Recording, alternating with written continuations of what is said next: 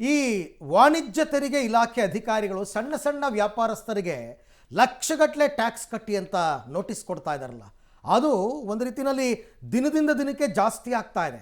ತೆರಿಗೆಯ ವ್ಯಾಪ್ತಿಗೆ ಬರದಿದ್ದವ್ರಿಗೂ ಟ್ಯಾಕ್ಸ್ ಕಟ್ಟಿ ಅಂತ ಕಳಿಸ್ತಾ ಇದ್ದಾರೆ.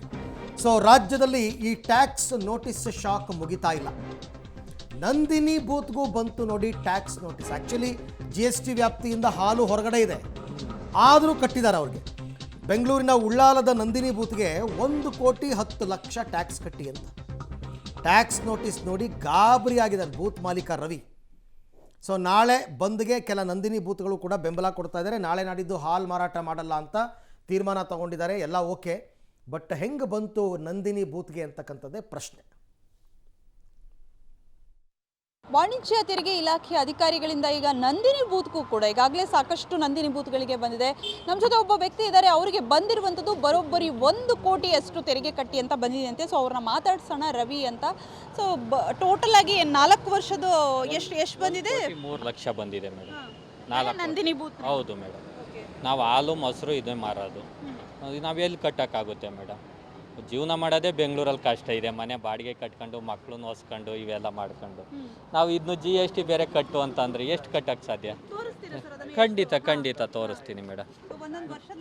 ಹೌದು ಮೇಡಮ್. 2021-22ರಲ್ಲಿ ಮೇಡಮ್ 27,73,416 ರೂಪಾಯಿ ಬಂದಿದೆ. ತಿರ್ಗಿ 22-23ಕ್ಕೆ 37,609 ರೂಪಾಯಿ ಬಂದಿದೆ. ತಿರ್ಗಿ 23-24ಕ್ಕೆ 44,04,337 ರೂಪಾಯಿ ಬಂದಿದೆ. ಇಷ್ಟು 4 ವರ್ಷದಾಗಿದೆ. 24-25ಕ್ಕೆ ಇದೇನೋ ಕಡಿಮೆ ತೋರಿಸಿದ್ದಾರೆ, ಬಟ್ ಇಷ್ಟು ಕಟ್ಟಿ 1.5% ಇವು ನಮಗೇನು ಗೊತ್ತಿಲ್ಲ. ನಮಗೆ ಗೊತ್ತಿದ್ದೇನು ಹಾಲು ಮಾರ್ತಾಯಿದ್ದೋ ಮುಂಚೆ ಮಾಡ್ತಾಯಿದ್ವಿ, ಈಗಲೂ ಅದೇ. ಈಗ ಫೋನ್ಪೇ ಬಂದಮೇಲೆ ನಾವು ಯೂಸ್ ಮಾಡ್ತಾಯಿದ್ವಿ. ನಮಗೆ ಮುಂಚೆ ಮಾಹಿತಿ ಏನಾರ ಕೊಟ್ಟಿದ್ರೆ ಇವರು ಫೋನ್ಪೇ ಹಾಕ್ಸ್ಕೊಂಡಾಗ ನೀವು GST ಮಾಡಿಸ್ಕೊಳ್ಳಿ, ಈ ಥರ ಮಾಡಿ ಕಟ್ಟಿ ಅಂತ ವರ್ಷ ನಮಗೆ ಮಾಹಿತಿ ಕೊಟ್ಟಿದ್ರೆ ನಾವು ಹಾಲು ಮೊಸರಿಗೆ ವಿನಾಯಿತಿ ಇದೆಯಲ್ಲ, ತೆರಿಗೆ ವಿನಾಯಿತಿ ಇದೆ, ಬೇಕಾಗೂ ಇಲ್ಲ ನೋಂದಣಿ ಅಂತ. ಹೌದು, ಅದಿಲ್ಲ ಮೇಡಮ್. ನಾವು ಇನ್ನೊಂದು ಏನು ಮಾಡ್ತಾಯಿದ್ದೀವಿ ಇಲ್ಲಿ ಅಂದರೆ, ಇವತ್ತು ಹಾಲು ಏನು ಬರುತ್ತೆ ಆ ಹಾಲನ್ನ ಮಾರ್ಬಿಟ್ಟು ಅದೇ ದುಡ್ಡನ್ನ ನಾವು ನಾಳೆ ಫೋನ್ಪೇ ಮಾಡಬೇಕು. ನಮ್ಮ ನಂದಿನಿ ಒಕ್ಕೂಟದಲ್ಲಿ ಮುಂಚೆಂಗೆ ಕ್ಯಾಶ್ ಇಲ್ಲ ಮೇಡಮ್.